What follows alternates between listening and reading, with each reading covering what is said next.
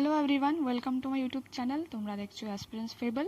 আজকে আমাদের ভিডিওর টপিক হচ্ছে ডাব্লিউবিসিএস এর প্রস্তুতি নিয়ে, মানে how to start preparation for WBCS.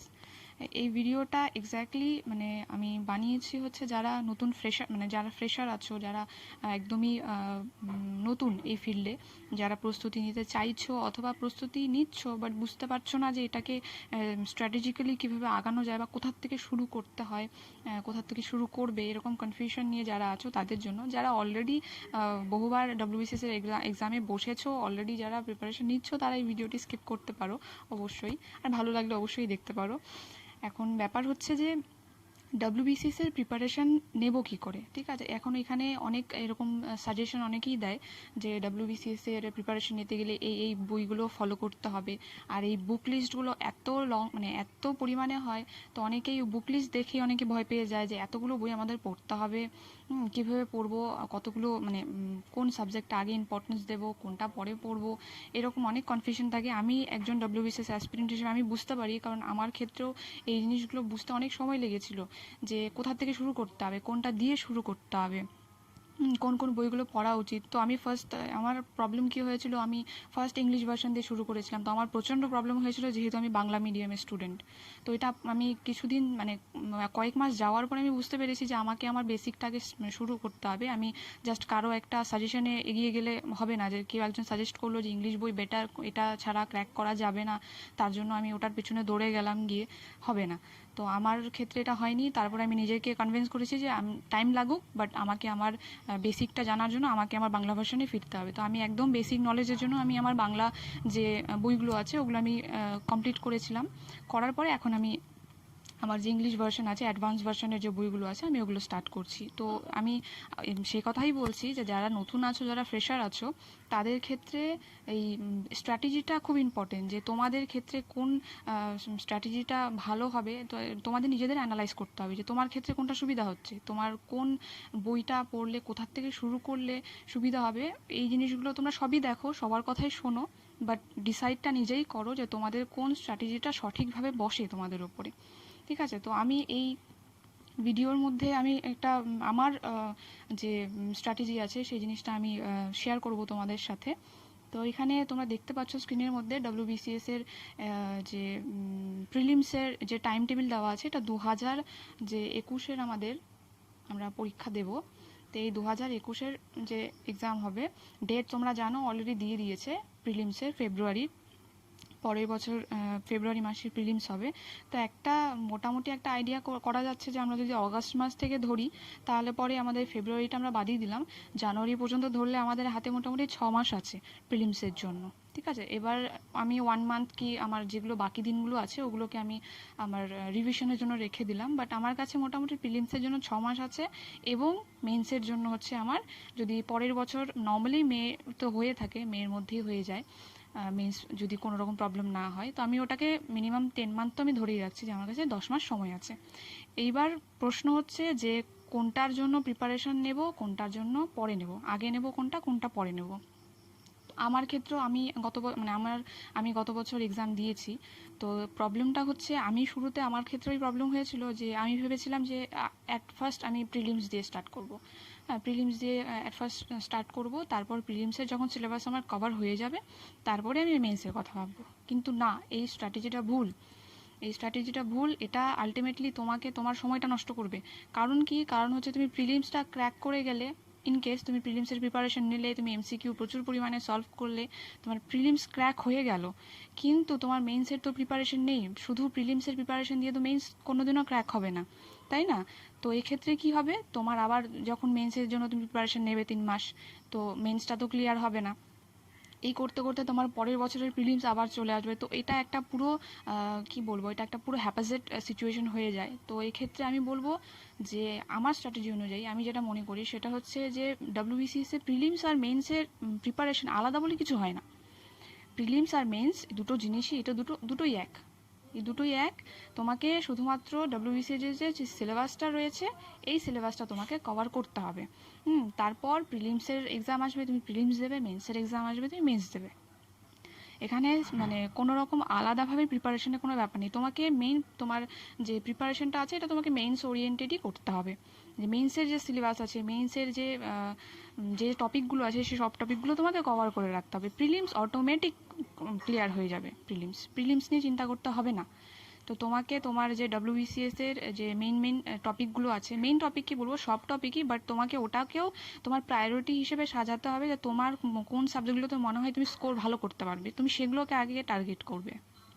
এবার আসি সাবজেক্টের কথায়। আমি সাবজেক্ট লিস্ট করে রেখেছি। এবার ফার্স্ট সাবজেক্ট আছে কি কি আছে, হিস্ট্রি আছে, জিওগ্রাফি আছে, পলিটি আছে, সায়েন্স আছে, ইংলিশ আছে, economics, current affairs, mathematics plus GI, হ্যাঁ, এনভায়রনমেন্টাল সায়েন্স। এই যে টপিকগুলো আছে, এই প্রত্যেকটা টপিক তোমাকে কভার করতে হবে। এখন বিষয় হচ্ছে বুক লিস্টে। বুক লিস্ট তোমরা যে কোনো জায়গা থেকেই কালেক্ট করতে পারো, যে WBCS এর কোন কোন সেরা বইগুলো হতে পারে। আমার চ্যানেলের মধ্যে বুক লিস্ট আমি দিয়ে রেখেছি, তোমরা চাইলে সেটাও দেখতে পারো। অন্য কোনো জায়গার থেকে যদি তোমাদের ইনফরমেশন নিতে হয় তোমরা সেখান থেকেও নিতে পারো। মেন কথা হচ্ছে যে তোমাদের বুক লিস্টের ব্যাপারে তোমার কাছে যে বই আছে বর্তমানে তুমি সেটাকে আগে শেষ করো। শেষ করার পর তোমার যদি মনে হয় যে এই বইটা শেষ করার পর আমাকে আর একটা অ্যাডভান্স লেভেলের বইয়ে যেতে হবে, তখন তুমি চুজ করো যে কোন বইটা তোমার ক্ষেত্রে ভালো হবে, অথবা তোমার কোন বইটা পড়তে গিয়ে তোমার কমফোর্ট মনে হচ্ছে যে এই বইটা আমি পড়বো। এক্ষেত্রে তুমি যে কোনো একটা বই চুজ করতে পারো, কোনো অসুবিধা নেই। মার্কেটে যে বইগুলো অ্যাভেলেবেল আছে অ্যাডভান্স লেভেলের প্রত্যেকটাই ভালো। ঠিক আছে, এবার কথা হচ্ছে যে এখানে সাবজেক্ট যেগুলো আছে তার মধ্যে থেকে হিস্ট্রি আছে।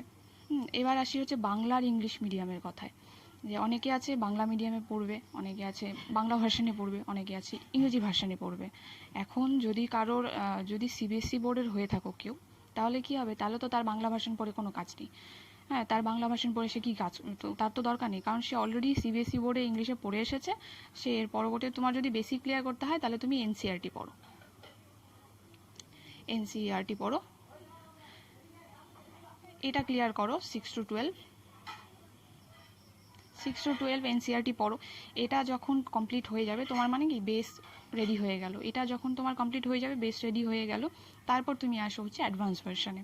আর যারা বাংলা ভার্সানে আছো, বাংলা মিডিয়ামে যারা পড়েছো অলরেডি, বাংলা ভার্সানে তুমি তোমার বেসিকটা ক্লিয়ার করতে চাও, সেক্ষেত্রে কি বলবো, সেক্ষেত্রে বলবো বাংলার যে কোনো বই, ওভার দ্য কাউন্টার প্রচুর বই আছে বাংলা বই এরকম। হিস্ট্রির যেরকম এক্সাম্পল দিচ্ছি আমি, হিস্ট্রির যেরকম হচ্ছে স্বদেশ সভ্যতা বইটা যে আছে বাংলার, সেটা দেখতে পারো। জিওগ্রাফির এখানে কার্তিক চন্দ্র মণ্ডলের বই রয়েছে, খুবই ভালো বই, সেটা একটা দেখতে পারো। এরকম কিছু কিছু বই আছে যেগুলো প্রত্যেকটা বাংলায় এরকম রয়েছে দেওয়া, তুমি বাংলাতে পড়ে। আর যদি এরকম হয় যে তোমার আলাদা আলাদা করে বই তুমি কিনতে পারছো না, সেক্ষেত্রে তুমি ক্র্যাক WBCSটাও কিনে নিতে পারো। একটা বইয়ের মধ্যে সবই আছে, অ্যাটলিস্ট বেসিক তো আছেই। ঠিক আছে, তুমি ওই বইটা পড়ে বেসিকটা ক্লিয়ার করে নিতে পারো। তারপর আসবে তুমি অ্যাডভান্স ভার্সনে। অ্যাডভান্স ভার্সনটা প্রয়োজন কেন, আর অ্যাডভান্স ভার্সনটা ইংলিশে পড়ারই প্রয়োজনীয়তা কেন? কারণ হচ্ছে তোমার মেন্সের যে কোশ্চেন্সগুলো হবে, মেন্সের কোশ্চেনগুলো হবে হচ্ছে ইংলিশে। মেন্সের কোশ্চেন তো ইংলিশে হবে। তো তুমি যদি ইংলিশে না পড়ো, ইংলিশ ভার্সনে তুমি যদি না পড়ো, তাহলে অনেক সময় কী হবে, কোশ্চেনের যে ইংলিশে যে কোশ্চেনগুলো আসবে সেগুলো কিছু কিছু টার্ম থাকবে যেগুলো তুমি অ্যান্সার জানো, বাট যদি এটা বাংলায় হতো তুমি হয়তো অ্যান্সার করতে পারতে, বাট ওই টার্মটা না জানার জন্য হতে পারে যে তুমি ওই অ্যান্সারটা করতে পারলে না, তাই না? তো এই ক্ষেত্রে তোমাকে ইংরেজির বইটা ফলো করতেই হবে। আর ইংরেজিতে ভয় পেয়ে তো লাভ নেই, আমি আগের ভিডিওতেই বলেছি যে WBCS অফিসার যদি তুমি হতে চাও, আর যদি ওটাকে তুমি প্যাশনেটলি হতে চাও WBCS অফিসার, তাহলে তোমাকে ইংলিশে ভয় পেলে তো চলবে না। শুরু করো, আস্তে আস্তে করো, বুঝতে পারছো না সময় নাও, পড়ো, আস্তে আস্তে ঠিকই হয়ে যাবে গিয়ে। ঠিক আছে, এবার কথা হচ্ছে যে কোন সাবজেক্টটা আগে পড়বো, কোন সাবজেক্টটা পরে পড়বো। এবার আমার ক্ষেত্রে যেটা হয়েছিল যে আমি মেন আর্টসের যে আমার সাবজেক্টগুলো ছিল সেটা হচ্ছে গিয়ে এই হিস্ট্রি, জিওগ্রাফি, পলিটি। ঠিক আছে, এই তিনটে সাবজেক্টকে আমি টার্গেট করেছিলাম। হিস্ট্রি, জিওগ্রাফি আর হচ্ছে এদিকে পলিটি, এই তিনটে সাবজেক্টকে আমি টার্গেট করেছি যে এই তিনটে আমাকে কভার করতেই হবে। এটা আমার ফার্স্ট টার্গেট ছিল। এখন এটাকে আমি প্রেফারেন্স অনুযায়ী আমি গুছিয়ে নিয়েছিলাম যে আমি সবার প্রথমে হিস্ট্রি পড়বো, তারপর আমি জিওগ্রাফি পড়বো, তারপর আমি পলিটি পড়ব। হ্যাঁ, এটা আমার প্রায়োরিটি ছিল যে আমি এইভাবে প্রায়োরিটি সাজিয়ে নিয়েছিলাম যে আমি এই তিনটে সাবজেক্টকে এইভাবে কভার করব। এখন শুধু একটা সাবজেক্ট নিয়ে পড়ে থাকলে তো হবে না, তোমাকে তার সাথে কিছু নিতে হবে।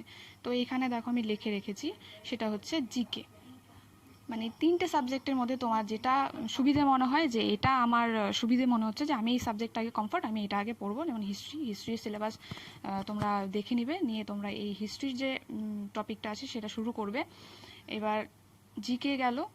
এবার আসি হচ্ছে daily news paper. Daily news paper হচ্ছে তোমার যদি অসুবিধা হয় প্রথম ইংরেজি পড়তে, যদি পড়তে পারো খুবই ভালো, তাহলে তোমরা দ্য হিন্দু পড়বে।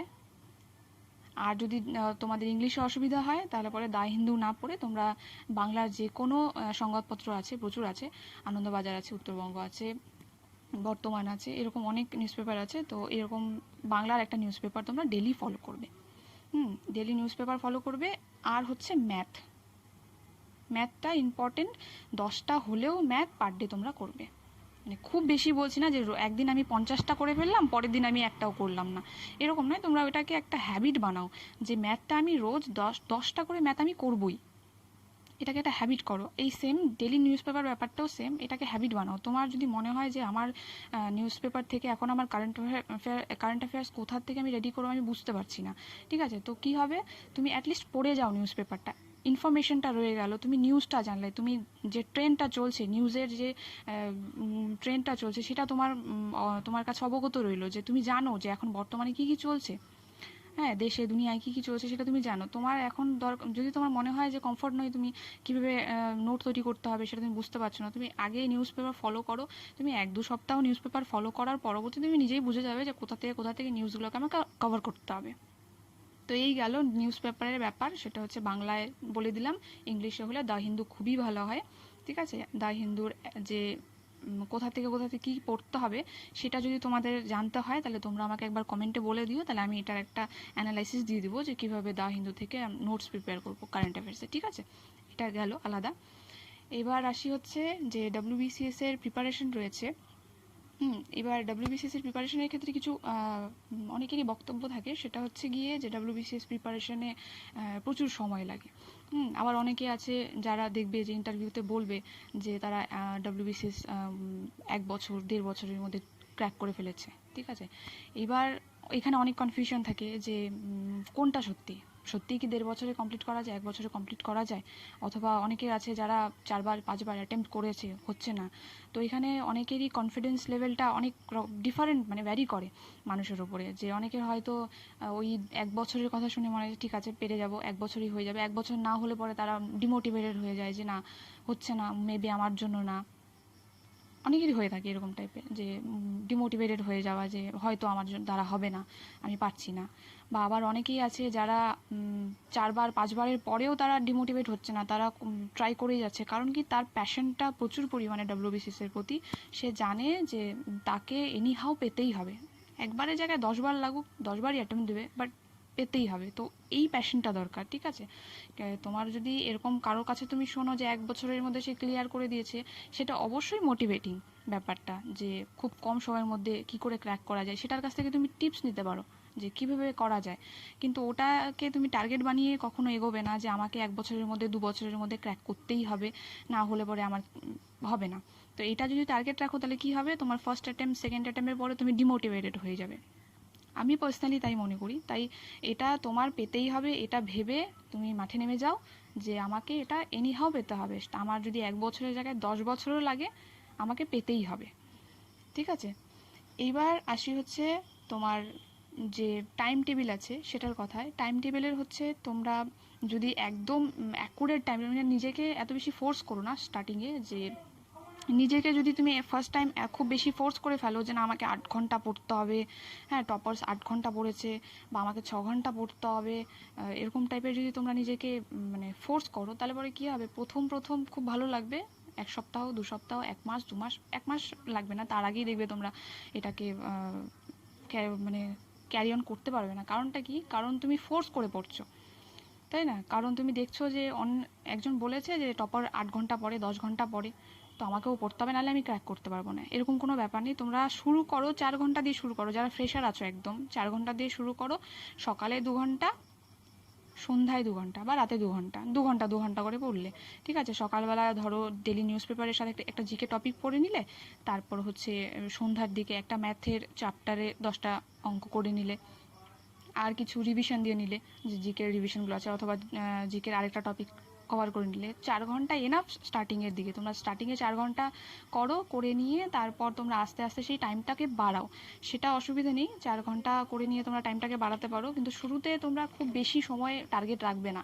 তাহলে পরে কী হবে, তোমাদের ওই টাইমটা না কমে যাবে। আস্তে আস্তে তুমি যদি 8 ঘন্টা করে দেবে, পরের দিন দেবে 7 ঘন্টা, তারপরের দিন দেবে 6 ঘন্টা, তারপরে 5 ঘন্টা, তারপরে দেবে একদিন একদমই নেই। তো ওটা যেন না হয়। তোমার 4 ঘন্টা মানে ডেইলি যেন ওই ফ্লোটা মানে ঠিক থাকে, যে রোজই তুমি 4 ঘন্টা পড়ছো। হ্যাঁ, ওটা যদি তোমার ইনক্রিজ হয় আস্তে আস্তে খুবই ভালো, বাট অ্যাটলিস্ট যেন ওই ফ্লোটা যেন ব্রেক না হয়। এবার আসি আমার কথায়, যে আমি WBCS এর প্রিপারেশনের কথা কি করে ভাবলাম। আমি কলেজ লাইফে এরকম WBCS এর এক্সামের কথা, WBCS অফিসার এরকম ব্যাপারটা আমি কলেজ লাইফে শুনেছি, অনেকের কাছেই শুনেছি। কিন্তু তার পাশাপাশি আমি এটাও শুনেছি যে WBCS হচ্ছে যারা WBCS এর প্রিপারেশন নেয় তাদের কোচিংটা মাস্ট, কোচিং নিতে হয়। কোচিং ছাড়া WBCS ক্র্যাক করা পসিবল নয়। অথবা যারা ছোটোবেলার থেকেই, যারা স্কুল লাইফে অ্যাকাডেমিক্স যাদের ভালো, যারা স্কুল লাইফ থেকে প্রতিভাবান, এক্সট্রা অর্ডিনারি যারা, একমাত্র তারাই ক্র্যাক করতে পারে। তো এই ক্ষেত্রে মানে স্টার্টিংয়ের দিকে আমারও কনফিডেন্স খুবই লো ছিল, কারণ আমিও মনে করতাম যে অ্যাকচুয়ালি যে কোচিং ছাড়া আর আমারও অ্যাকাডেমিক্স ভালো নয় খুব একটা, তো সেক্ষেত্রে আমি কি পারবো না, এরকম টাইপের বিভিন্ন রকম কনফিউশন আমার মধ্যেও ছিল। অনেক কিছু চিন্তা ভাবনা করে, অনেক কিছু দেখে বুঝে, তারপর নিজের মধ্যে অনেক কিছু এক্সপিরিয়েন্স করে আমি এই জিনিসটা ডিসাইড করলাম যে না, আমি অ্যাটলিস্ট ট্রাই করবো।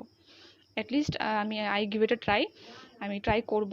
তো এই ভেবেই আমার এই WBCS এর প্রিপারেশন, আমি গত 1 বছর থেকে প্রিপারেশন নিচ্ছি।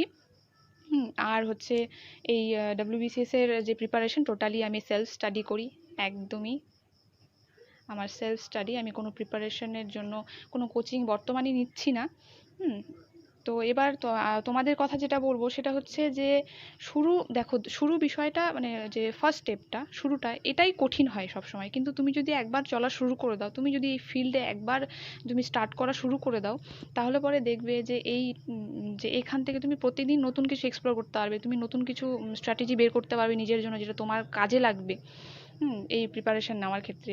মেইন ব্যাপারটা হচ্ছে প্যাশন আর ডিজায়ার। তোমার যে প্যাশনটা রয়েছে, সেই প্যাশনটা এক্সট্রিম লেভেলের যদি হয়, তাহলে পরে WBCS অফিসার হওয়া থেকে তোমাকে কেউ আটকাতে পারবে না। কোনো কোচিং নয়, হ্যাঁ, কোনো এক্সট্রা অর্ডিনারি ব্যাপার নয়। প্রত্যেকটা যে ছেলেমেয়ে রয়েছে প্রত্যেকেই পারবে, শুধুমাত্র তাদের সেই প্যাশনটার দরকার রয়েছে, তাদের সেই খিদেটার দরকার রয়েছে যে তাকে WBCS অফিসার হতেই হবে, এনি হাউ। হ্যাঁ, কারণ এটা হচ্ছে তার স্বপ্ন, তার ডিজায়ার, তার হচ্ছে সেটা প্যাশন, তাই না? তো এটাই লাস্টে বলার। এই ভিডিওটা বানানোর একমাত্র উদ্দেশ্যই এটা, যে যারা নতুন আছো, যারা ফ্রেশার আছো, যাতে তোমরা নেগেটিভ না ভেবে পিছিয়ে না আসো, আর যাতে তোমরা স্টার্ট করার ক্ষেত্রে একটা স্মুথ স্টার্ট তোমরা দিতে পারো। যার জন্যই আমি আমার এক্সপিরিয়েন্স আর আমার স্ট্র্যাটেজিটা আমি তোমাদের সাথে শেয়ার করলাম। তোমাদের যদি কোনো রকম কোয়েরি থাকে এই বিষয়ে, যে আরও যদি ডিটেলসে তোমরা জানতে চাও যে কীভাবে স্টার্ট করা যায়, হ্যাঁ, আর কীভাবে কোন বিষয়টা নিয়ে কোনো রকম প্রবলেম যদি তোমাদের হয়ে থাকে, যে কোনো কিছু তোমাদের জানতে হবে, তাহলে তোমরা কমেন্ট সেকশনে কমেন্ট করতে পারো। আর আরেকটি বিষয়, সেটি হচ্ছে যে তোমরা আমার সাথে হচ্ছে সোশ্যাল মিডিয়ায় যুক্ত হতে পারো। আমার social media account, Instagram account রয়েছে, আমি লিঙ্ক ডেসক্রিপশনে দিয়ে দেবো। সেখান থেকে তোমরা হচ্ছে আমাকে ইনস্টাগ্রামে ফলো করতে পারবে। সেখানে যদি তোমাদের কোনো রকম কোয়েরিজ থাকে, তাহলে তোমরা আমাকে জিজ্ঞেস করতে পারবে। ঠিক আছে? তো আজকের ভিডিওটা এর থেকে বেশি বড় করাটা উচিত হবে না। তো চলো, আজকের ভিডিও এ পর্যন্তই। প্রত্যেকে প্রচুর পরিমাণে হার্ডওয়ার্ক করো, এটার ফল তোমরা অবশ্যই পাবে। তো best of luck all aspirants, and thanks for watching for this video.